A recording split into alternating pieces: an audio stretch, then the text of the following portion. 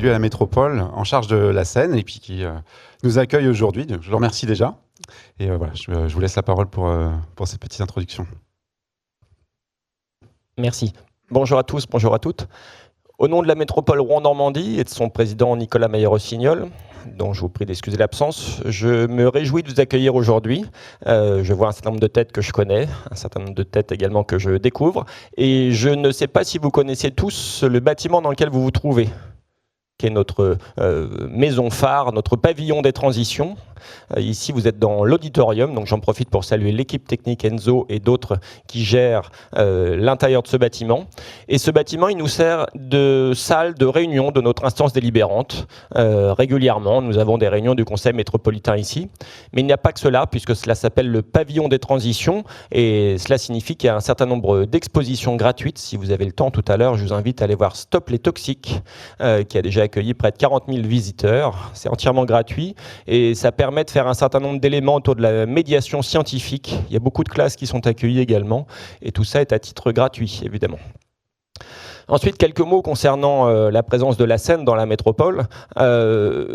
Quelques chiffres surtout. C'est à peu près 90 km, mais c'est sans doute pas à vous que je vais l'apprendre. Environ les 2/3 des 71 communes qui sont bordées par la Seine ou par un de ses affluents et près des 3/4 de ses habitants.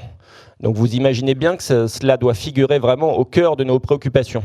Et modestement, c'est ce qu'on essaie de faire. Je vous donnerai 3 exemples. Certains d'entre vous, j'ai cru le comprendre, se sont garés rive gauche. Vous avez donc dû nécessairement prendre la navette, qui n'existait pas auparavant et qui a été intégrée dans le réseau de transport en commun.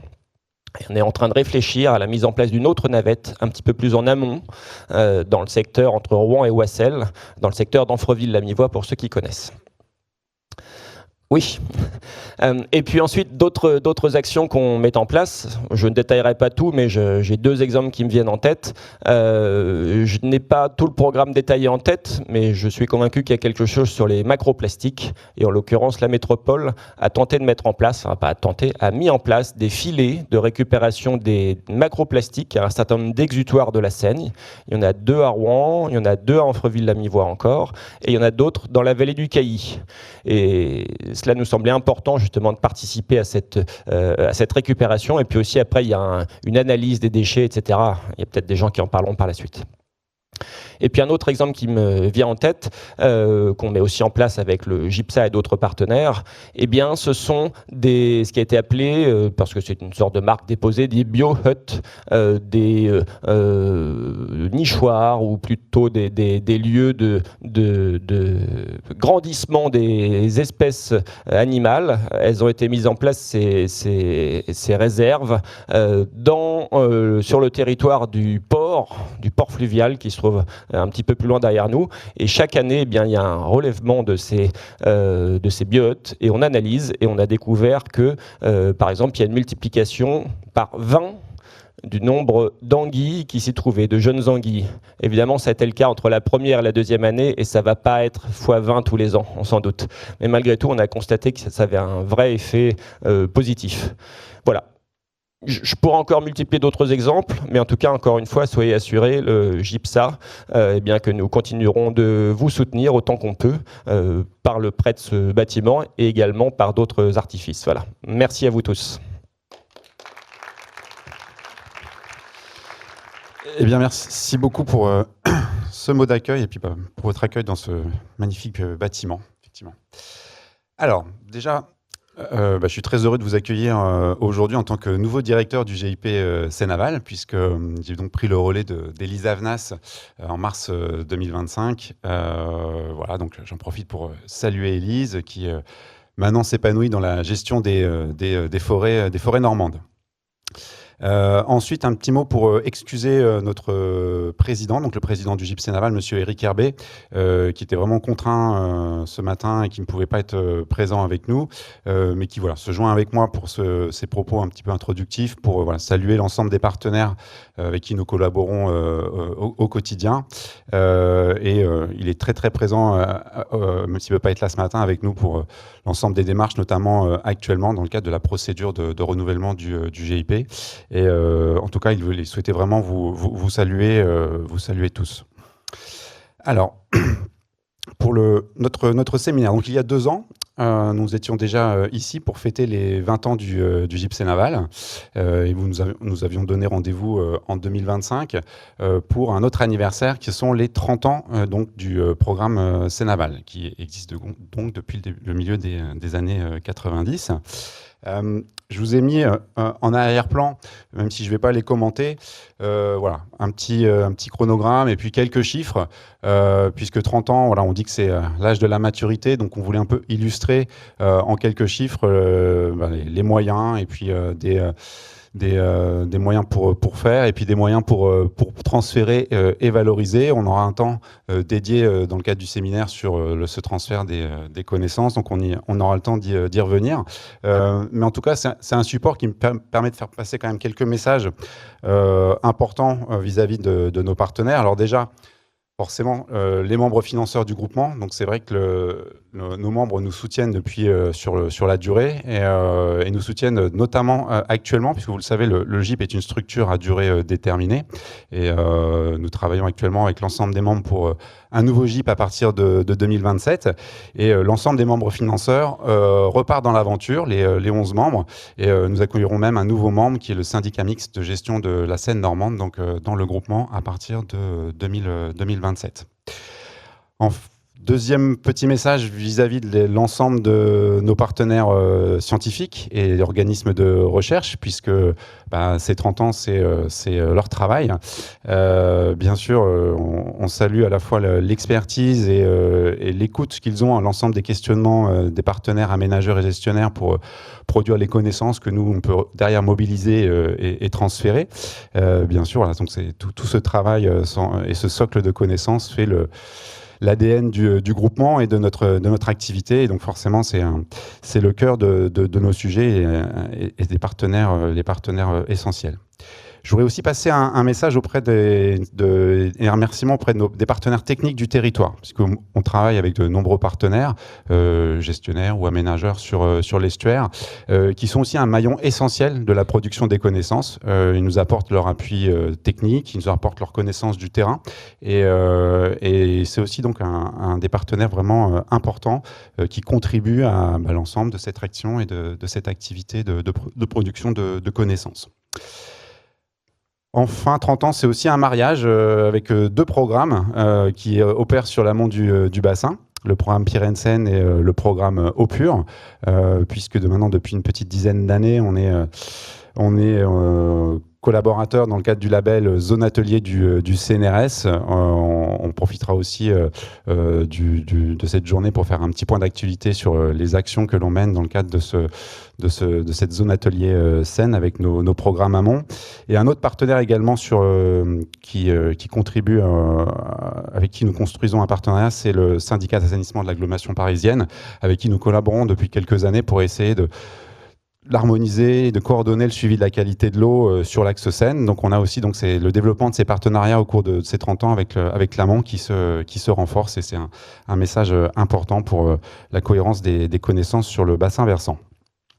Voilà pour ce message un peu général autour des 30 ans, et ça va être un des objectifs de ce séminaire, de partager avec vous finalement le progrès des connaissances autour de grands piliers thématiques que l'on travaille et que l'on traite au niveau du gypsé naval, puisque pendant ces 2 jours, voilà, c'est vraiment un objectif, le premier objectif qui sera de partager cette histoire avec vous.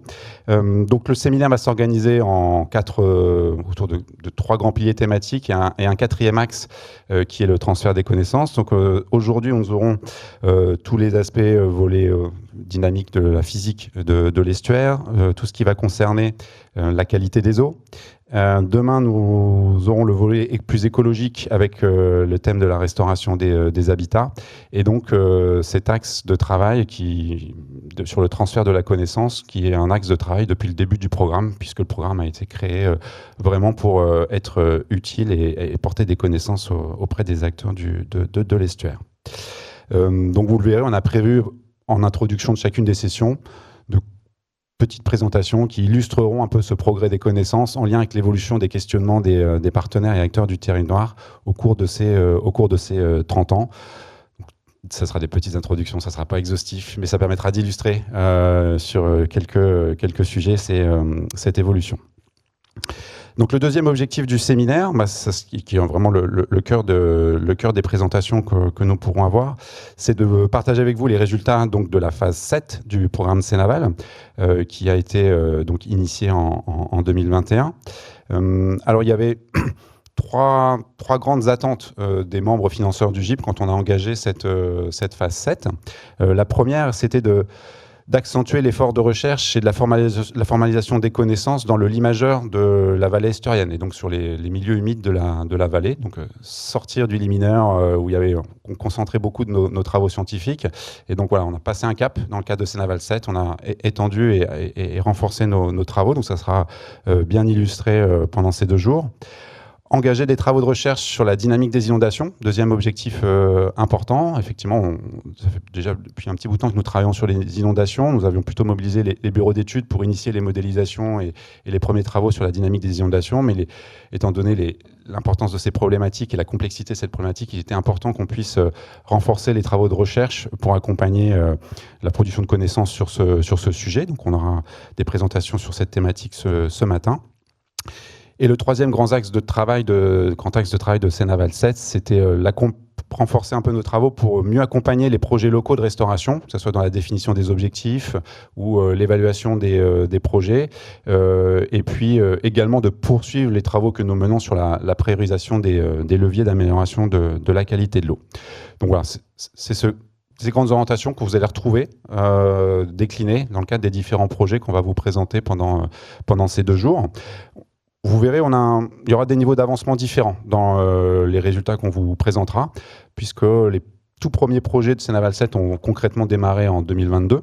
Donc ces projets, pour la plupart, sont terminés et on va vraiment pouvoir vous présenter des résultats quasiment finalisés. Mais on a eu après des projets qui ont démarré un petit peu plus tard et donc on aura des présentations plutôt d'avancement sur certains sujets. Ça reflète également notre nouveau mode de pilotage de la recherche au GIP, puisque depuis Cenaval 7, nous lançons des projets au fil de l'eau, alors qu'avant nous faisions des grands appels à projets pour lancer les projets en même temps. L'intérêt de ce travail au fil de l'eau, c'est vraiment de travailler avec nos partenaires sur les objectifs de ces projets de recherche, de prendre le temps de la maturité avant d'engager les travaux. Et donc voilà, ça nous fait effectivement une nouvelle façon de travailler et aussi de restituer nos résultats. Enfin, troisième objectif de ces 2 jours, ça sera de partager les orientations scientifiques de notre futur programme, donc le Cenaval 8, à partir de 2027. On avait commencé à vous en parler il y a 2 ans, et voilà, ce soir, on vous fera un petit point d'avancement et on partagera les orientations d'acquisition de connaissances qu'on a partagées et validées avec nos membres financeurs pour continuer de les affiner et vous faire réagir sur ces premières orientations. Voilà pour la présentation un peu du cadrage général et puis des objectifs de nos 2 jours. Je rappelle, on est dans un séminaire scientifique, donc on va discuter sciences, techniques. Je suis persuadé que sur certains sujets pour lesquels vous n'êtes pas expert, vous perdrez le fil pendant quelques minutes et bon, c'est pas très grave. Vous aurez l'occasion à la fois de découvrir des publications beaucoup plus synthétiques, puisque l'année prochaine, nous aurons une nouvelle parution de notre revue Tout s'explique, qui permettra de commencer à synthétiser et valoriser des travaux Cenaval 7. Et également, si vous le souhaitez, vous aurez accès au replay du séminaire, puisque je dois vous informer que ces 2 jours sont filmés et enregistrés et seront disponibles, l'ensemble du séminaire sera disponible sur notre chaîne YouTube dans les jours à venir. Ensuite, petit timing pour ce matin. Donc, nous allons dans quelques minutes lancer la première session. Nous ferons une pause café à 11h et nous déjeunerons à 12h30 pour l'organisation de la matinée. Voilà, nous allons bientôt pouvoir démarrer. Juste avant d'ouvrir officiellement mon 17e séminaire Cenaval. Oui, j'ai compté quand même pour préparer ces propos d'introduction, mais quand je regarde la salle, je pense que j'ai pas le record. Mais bon, ça va quand même pas tarder. Je pense que je vais pas tarder quand même. On voulait vous parler d'un travail qu'on a mené en 2025 un vaste chantier d'acquisition photo et vidéo sur l'estuaire, avec la collaboration de Manuel Agneau et la société Prodaqua. Vous aurez l'occasion de découvrir une sélection des photos qu'on a exposées dans la salle de pause.